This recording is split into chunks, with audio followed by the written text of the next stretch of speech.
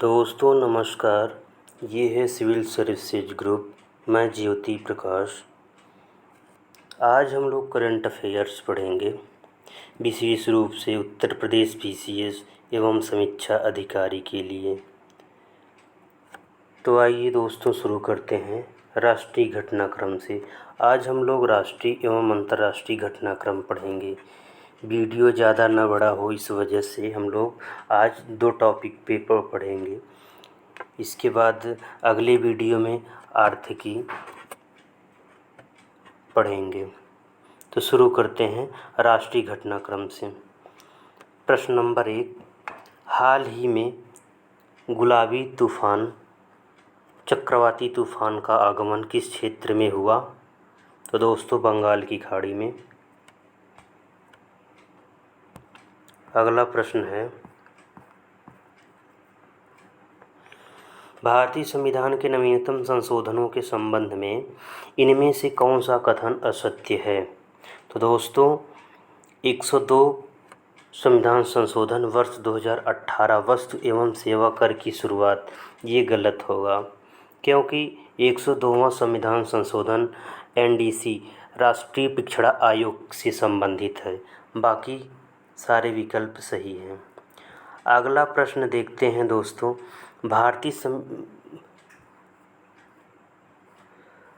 भारत का पहला water plus शहर, भारत का पहला वाटर प्लस शहर। दोस्तों पहला वाटर प्लस शहर इंदौर में स्थित है। अगला प्रश्न, 100% कोविड-19 टीकाकरण प्राप्त करने वाला देश का पहला शहर कौन सा है? तो दोस्तों ये है भुवनेश्वर। भुवनेश्वर में 100% कोविड-19 टीकाकरण प्राप्त कर लिया है। अगला प्रश्न, घर घर गुणवत्तापूर्ण पेयजल उपलब्ध कराने वाला भारत का पहला शहर कौन सा है? तो दोस्तों इसका विकल्प है पुरी। पेयजल के मामले में ये पहले स्थान पर है। अगला प्रश्न है, भारत का पहला भारतीय विरासत संस्थान, पहला भारतीय विरासत संस्थान तो ये नोएडा में बनाया जाएगा दोस्तों, यह नोएडा में प्रस्तावित है। अगला प्रश्न है, भारत के किस शहर में देश का पहला खाद्यान्न एटीएम, देश का पहला खाद्यान्न एटीएम स्थापित किया गया? तो दोस्तों ये है गुरुग्राम। अगला प्रश्न है, इनमें से कौन सा कथन असत्य है? अटलांटिक महासागर को पार करने वाली दुनिया की पहली मानव रहित पोत माईफ्लावर 400 है। विकल्प बी, भारत में कोविड-19 से संबंधित संपूर्ण टीकाकरण का लक्ष्य पूरा करने वाला गांव बयान गांव लद्दाख है। भारत की प्रथम डिजिटल यूनिवर्सिटी केरल में है। विकल्प डी, भारत का पहला डॉल्फिन अनुसंधान बंगाल में स्थापित होगा। तो दोस्तों विकल्प डी गलत है, क्योंकि पहला डॉल्फिन अनुसंधान केंद्र बंगाल नहीं बिहार में होगा।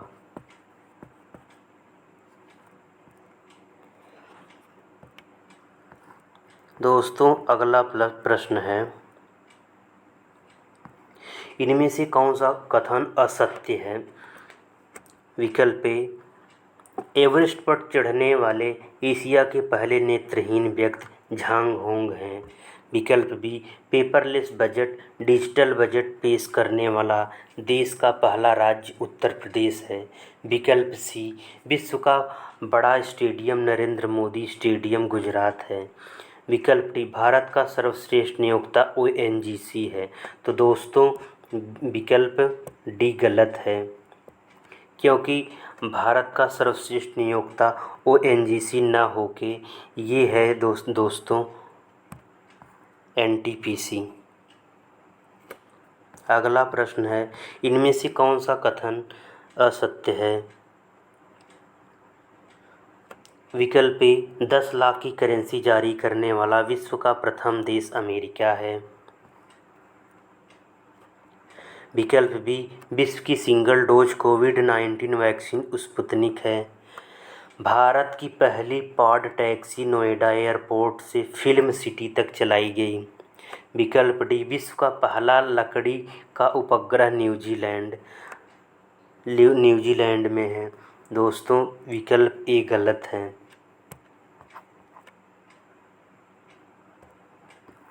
क्योंकि 10 लाख की करेंसी जारी करने वाला विश्व का प्रथम देश अमेरिका नहीं वेनेजुएला है। दोस्तों अगला प्रश्न, इनमें से कौन सा कथन स्थानीय लोगों को रोजगार में वरीयता के संबंध में सत्य है? तो दोस्तों विकल्प ए, हरियाणा राज्य सरकार द्वारा राज्य के 75% निजी क्षेत्र की नौकरियों में स्थानीय निवासियों को आरक्षित करने के हेतु कानून लाया गया है। विकल्प बी, झारखंड विधानसभा में झारखंड राज्य के स्थानीय लोगों को रोजगार हेतु नियोजन विधेयक 2021 में पारित नहीं हो पाया है। विकल्प सी है, वर्ष 2020 में मध्य प्रदेश के मुख्यमंत्री शिवराज सिंह चौहान द्वारा राज्य की सरकारी नौकरियों में स्थानीय लोगों को 100% आरक्षण देने की घोषणा की गई है। तो दोस्तों इस प्रकार विकल्प डी सही होगा।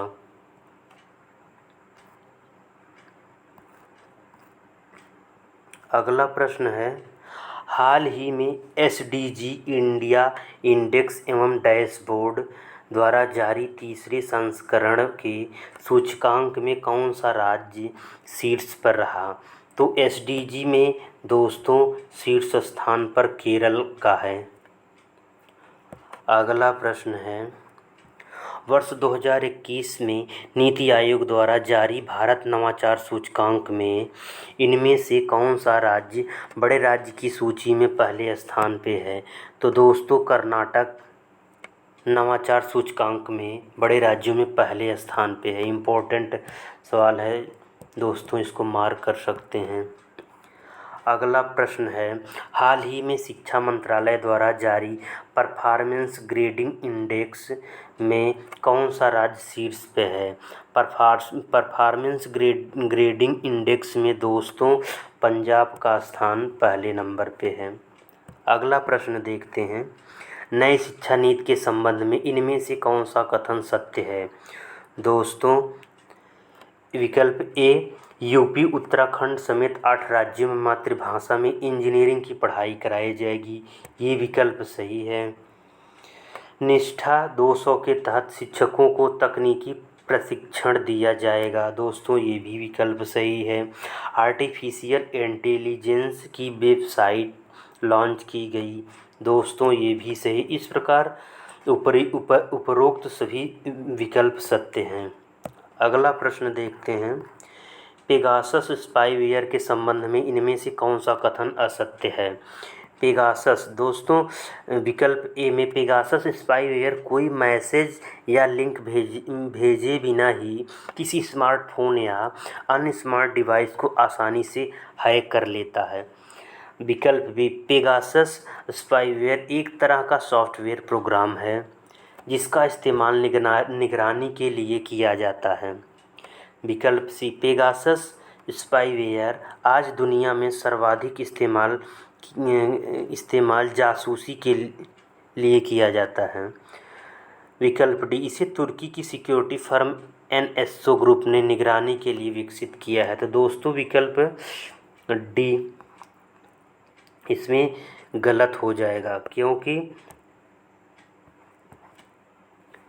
इस पेगासस स्पाईवेयर के संबंध में इजराइल की सिक्योरिटी फर्म ने बनाया है।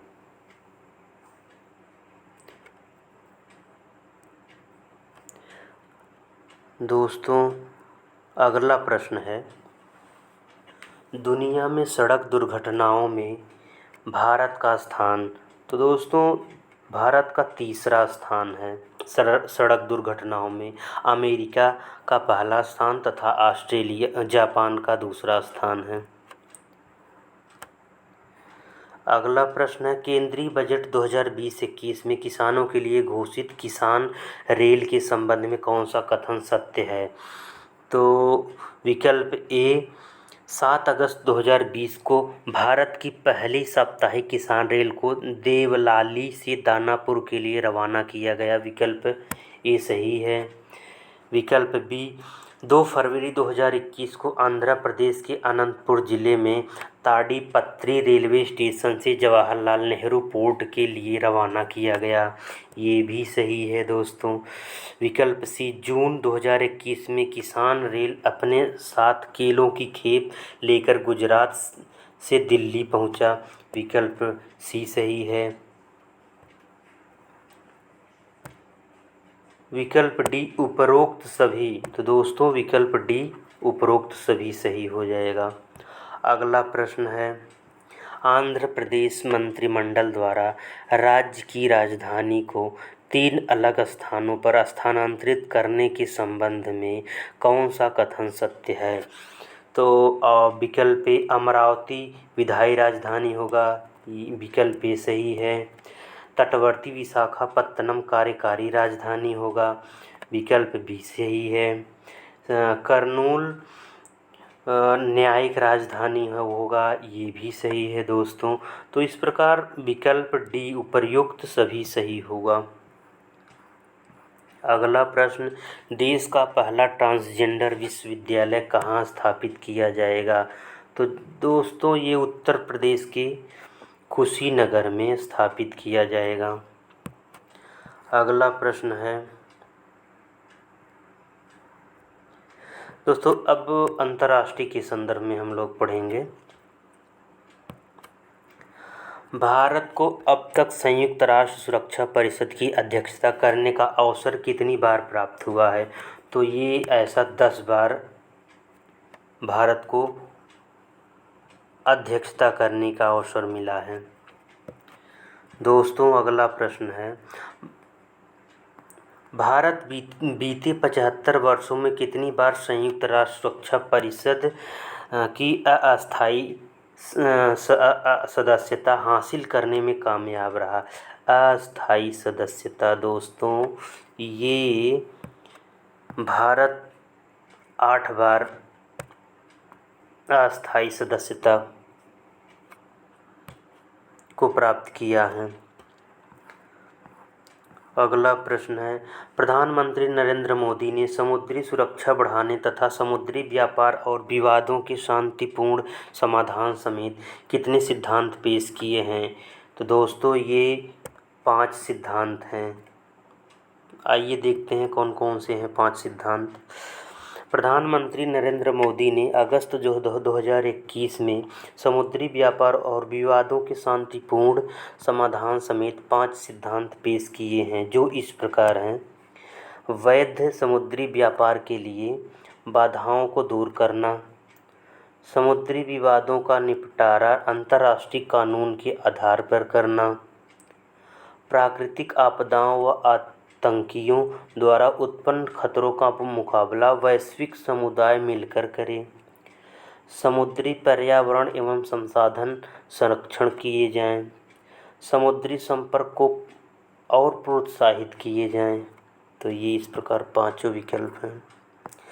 अगला प्रश्न है, हाल ही में भारत एवं चीन के बीच 12वें दौर की वार्ता में किस स्थान से चीन के सैनिकों की वापसी संबंधी समझौता हुआ है?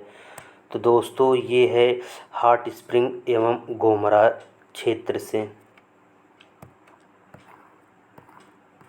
अगला प्रश्न है, अमेरिकी राष्ट्रपति जो बाइडेन ने कब तक अफगानिस्तान इराक से सैन्य वापसी की घोषणा की थी? दोस्तों ये 11 सितंबर 2021 है।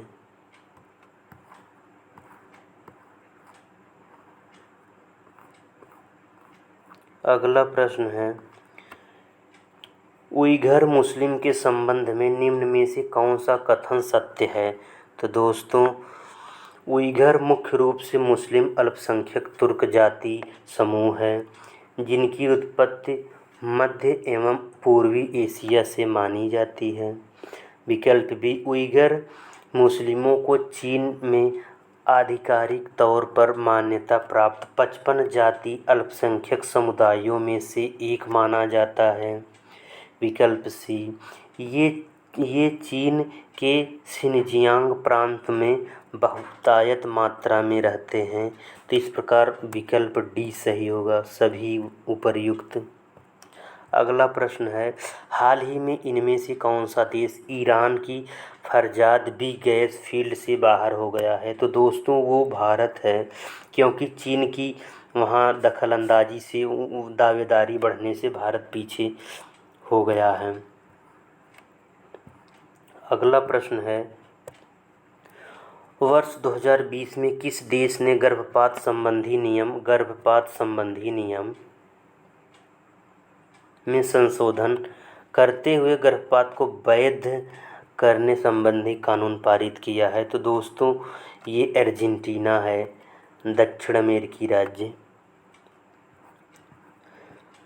G7 देशों के 47वें सम्मेलन में G7 देशों ने चीन की बेल्ट एंड रोड इनिशिएटिव के विरुद्ध कौन सी योजना का प्रस्ताव रखा है? तो दोस्तों इसमें बिल्ड बैक बेटर वर्ल्ड ये प्रस्ताव रखा गया है। अगला प्रश्न है, FATF ग्रे लिस्ट में किस देश को बरकरार रखा गया है? तो दोस्तों वो पाकिस्तान है। अगला प्रश्न है, ब्रिटेन के यूरोपीय यूनियन के अलग होने के संबंध में सत्य कथन है? तो दोस्तों विकल्प नंबर 1, 31 दिसंबर 2020 को ब्रिटेन यूरोपीय यूनियन की गतिविधियों से बाहर हो गया, ये विकल्प सही है। ब्रिटेन 28 सदस्यीय यूरोपीय यूनियन के समूह को छोड़ने वाला पहला देश है। दोस्तों ये भी विकल्प सही है। 23 जनवरी 2020 को ब्रिटिश संसद और 29 जनवरी 2020 को यूरोपीय यूनियन की संसद ने ब्रेग्जिट समझौते पर अपनी अनुमति दी। दोस्तों ये भी सही है। इस प्रकार विकल्प डी उपरोक्त तीनों सही होगा। अगला प्रश्न है, करेन विद्रोही के संबंध में इनमें से कौन सा कथन सत्य है? नंबर 1, करेन विद्रोही म्यांमार के सबसे पुराने एक निर्जाति अल्पसंख्यक हैं। नंबर 2, वे वर्ष 1949 से म्यांमार सरकार के खिलाफ एक स्वतंत्र राज्य के लिए लड़ रहे हैं, जिसे काक्युलेई कहा जाता है। करेन समुदाय के लोग म्यांमार के सबसे बड़े जाति अल्पसंख्यकों में से एक हैं। तो दोस्तों इस प्रकार उत्तर डी सही होगा, तीनों सही हैं। अगला प्रश्न, हाल ही में जिस भारतीय मूल के सांसद ने न्यूजीलैंड में संस्कृत भाषा में शपथ ग्रहण की, उसका नाम है गौरव शर्मा। दोस्तों उत्तर बी सही होगा। अगला प्रश्न, हाल ही में किस देश में एक सप्ताह के अंदर 3 राष्ट्रपतियों की नियुक्ति की गई है? तो वो देश है पेरू। अगला प्रश्न है, चाबहार परियोजना के संबंध में इनमें से कौन कथन सत्य है? चाबहार परियोजना के संदर्भ में सत्य कथन, नंबर 1, वर्ष 2016 में भारत एवं ईरान के बीच चाबहार बंदरगाह निर्माण हेतु समझौता हुआ था। विकल्प ए सही है। 14 दिसंबर 2020 को भारत, ईरान और उज्बेकिस्तान के मध्य पहली त्रिपक्षीय वर्किंग ग्रुप की बैठक हुई। दोस्तों ये भी सही है। वर्ष 2016 में भारत एवं ईरान के बीच चाबहार पोर्ट से अफ़गानिस्तान सीमा पर जाहेदान तक रेल लाइन बिछाने को लेकर समझौता हुआ, ये भी सही है। इस प्रकार ये विकल्प डी सही होगा। अगला प्रश्न, तालिबान का अफगानिस्तान की सत्ता में रहते भारत किन परियोजनाओं को ग्रहण लग सकता है? भारत के किन परियोजनाओं पर ग्रहण लग सकता है? तो दोस्तों, तो ये है विकल्प सी, सहतूत एवं सलामाबाद परियोजना पे ग्रहण लग सकता है। अगला प्रश्न है, नाटो शिखर सम्मेलन 2021 के संबंध में कौन सा कथन सत्य है? नाटो के संदर्भ में वर्तमान में नाटो के 30 सदस्य देश हैं। विकल्प बी, नाटो पश्चिमी राष्ट्रों का एक अंतर सरकारी सैन्य संगठन है। विकल्प सी, जून 2021 की 31वीं बैठक में गठबंधन के सभी सदस्य देश नाटो 2030 एजेंडा पर सहमत हुए। इस प्रकार तीनों विकल्प सही है दोस्तों। अगला प्रश्न है दोस्तों, अर्थव्यवस्था से रिलेटेड हम लोग चर्चा करेंगे।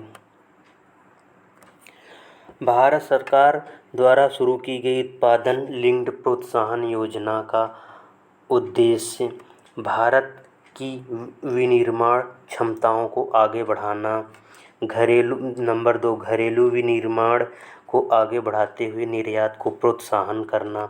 नंबर 3, इसका उद्देश्य भारत को वैकल्पिक वैश्विक मैन्युफैक्चरिंग केंद्र बनाया जाएगा। तो दोस्तों विकल्प डी सही है, उपरोक्त तीनों सही हैं। अगला प्रश्न है, G7 शिखर सम्मेलन की वित्त मंत्रियों की बैठक में प्रस्तावित वैश्विक न्यूनतम कॉर्पोरेट कर दर के तहत G7 देश कम से कम कितने प्रतिशत की वैश्विक कर दर का समर्थन करेंगे? दोस्तों, तो इसका विकल्प सी सही होगा, 15%। अगला प्रश्न है, प्रधानमंत्री ऊर्जा गंगा पाइपलाइन परियोजना की लंबाई 2540 किमी है। यह उत्तर प्रदेश से उड़ीसा तक जाएगी। इस परियोजना के तहत भारत के 7 शहरों वाराणसी, रांची, कटक, पटना, भुवनेश्वर एवं कोलकाता में पाइपलाइन पहुंचाई जाएगी। रिक्त स्थान में छोड़ा गया शहर कौन सा है? तो दोस्तों ये जमशेदपुर झारखंड को छोड़ दिया गया है।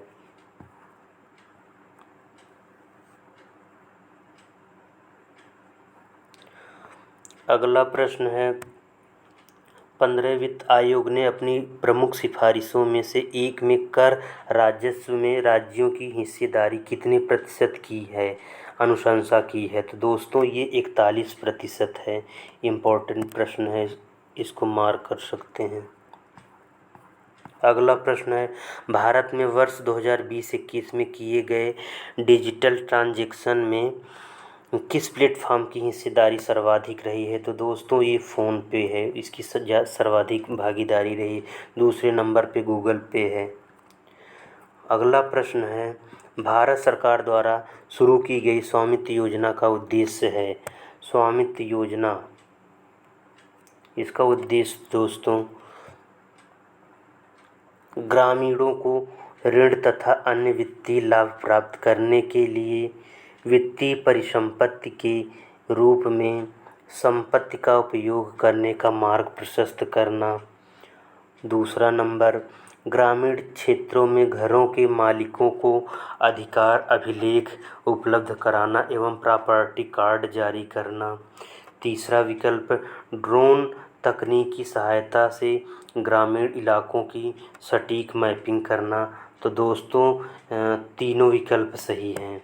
इस तरह ये सी विकल्प सही हो जाएगा।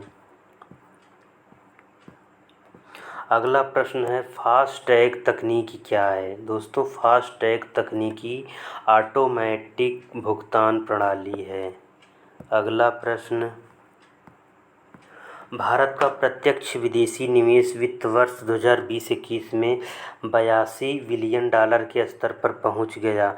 भारत में शीर्ष एफडीआई गंतव्य वाला राज्य रहा, तो दोस्तों वो गुजरात राज्य है जो एफडीआई में शीर्ष स्थान पर है।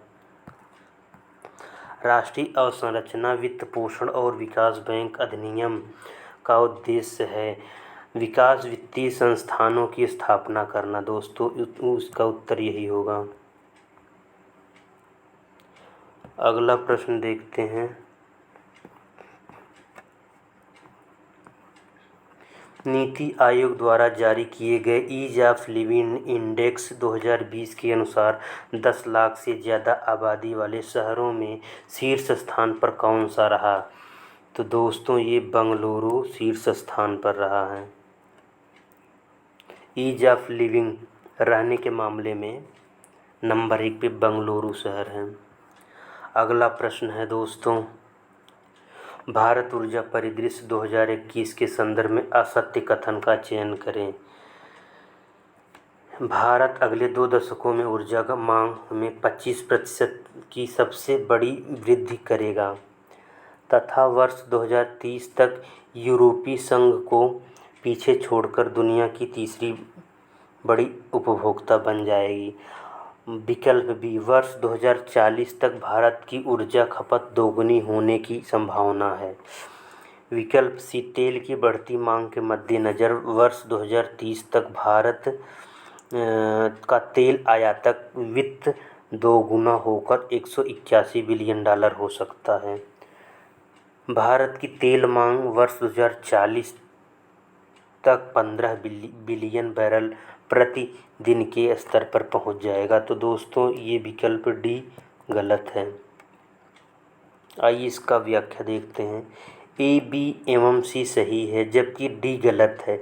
गौरतलब है कि भारत ऊर्जा परिदृश्य 2021 के अनुसार वर्ष 2040 तक भारत की तेल मांग वर्ष 2019 के स्तर 5 बिलियन बैरल प्रतिदिन से बढ़कर 2040 तक 8.7 बिलियन बैरल प्रतिदिन होने की संभावना है। अगला प्रश्न है दोस्तों, सितंबर 2021 में जारी की गई अंकटाड व्यापार एवं विकास रिपोर्ट 2021। दोस्तों निम्नलिखित कथनों पर विचार कीजिए इसके संदर्भ में। रिपोर्ट के अनुसार पिछले 5 दशकों में अंकटाड की रिपोर्ट के अनुसार पिछले 5 दशक में पहली बार वैश्विक दर 5.3% के स्तर पर पहुंच जाएगी। दूसरा विकल्प, विकासशील देशों मसलन अफ्रीका एवं दक्षिण एशिया के देशों को कोविड-19 ने तुलनात्मक तौर पर अधिक नुकसान पहुंचाया है। विकल्प 3, हालांकि ये वैश्विक विकास दर असमान होगी यानी कि भौगोलिक रूप से अलग अलग होगी। सही कोट का चयन करें दोस्तों, तो तीनों विकल्प सही है। आइए व्याख्या देखते हैं। सितंबर 2021 में व्यापार एवं विकास रिपोर्ट अंकटाड द्वारा जारी की गई रिपोर्ट से संबंधित प्रश्न में दिए गए तीनों विकल्प सही हैं। इस रिपोर्ट में बताया गया है कि कोविड-19 महामारी से 4 बातें सीखनी चाहिए। विकासशील देशों में वित्तीय लचीलेपन की स्थिति अभी तक नहीं बन पाई है। कोविड-19 महामारी ने सिद्ध किया है कि सार्वजनिक क्षेत्र को अधिक सशक्त होना चाहिए। बिल्ड बैक बेटर परियोजना को समर्थन एवं टीकाकरण से दूरी न केवल व्यक्तिगत तौर पर बल्कि सामाजिक तौर पर भी खतरनाक है। तो दोस्तों अगला प्रश्न है, नगरपालिका कार्य प्रदर्शन सूचकांक 2020 के अनुसार 10 लाख से अधिक आबादी वाले नगरपालिका श्रेणी में कौन सा शहर प्रथम स्थान पे है? तो दोस्तों ये इंदौर है। नगरपालिका स्तर पे प्रथम स्थान पे इंदौर है। अगला प्रश्न देखते हैं।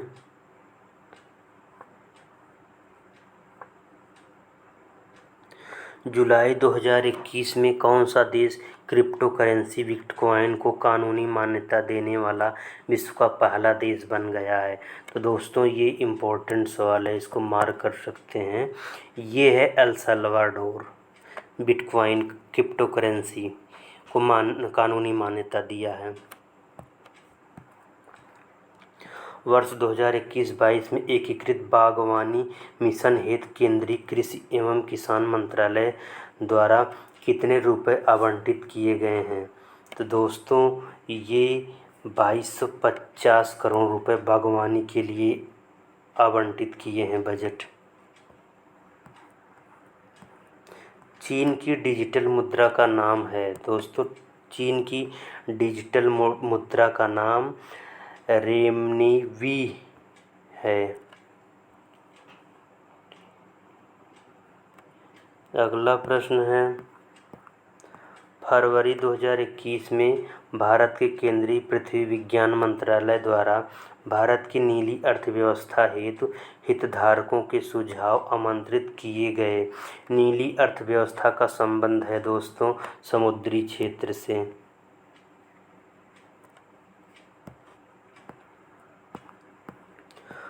वर्ष 2020 में भारत का सबसे बड़ा व्यापारिक भागीदार रहा है। 2020 में सबसे बड़ा व्यापारिक भागीदार चीन रहा है दोस्तों। अगला प्रश्न है, व्याख्या देखते हैं दोस्तों इसका। वर्ष 2020 में भारत का सबसे बड़ा व्यापारिक भागीदार देश चीन रहा है। विदित हो कि वर्ष 2020 में चीन का द्विपक्षीय कारोबार 17.17 अरब डॉलर रहा है, जबकि अमेरिका के साथ 75.9 अरब डॉलर का कारोबार हुआ था। अगला प्रश्न है, गिग वर्कर क्या होते हैं? दोस्तों गिग वर्कर यानी कुछ समय हेतु नियुक्त किए जाने वाले कर्मचारी होते हैं। बीमा क्षेत्र में एफडीआई को 49% से बढ़ाकर कितने प्रतिशत कर दिया गया है? तो दोस्तों ये 74% कर दिया गया है।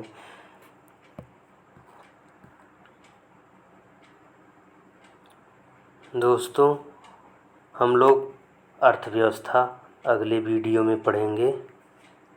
तब तक के लिए नमस्कार। वीडियो कैसा लगा दोस्तों कमेंट बॉक्स में ज़रूर बताएं, लाइक एवं शेयर करें। धन्यवाद।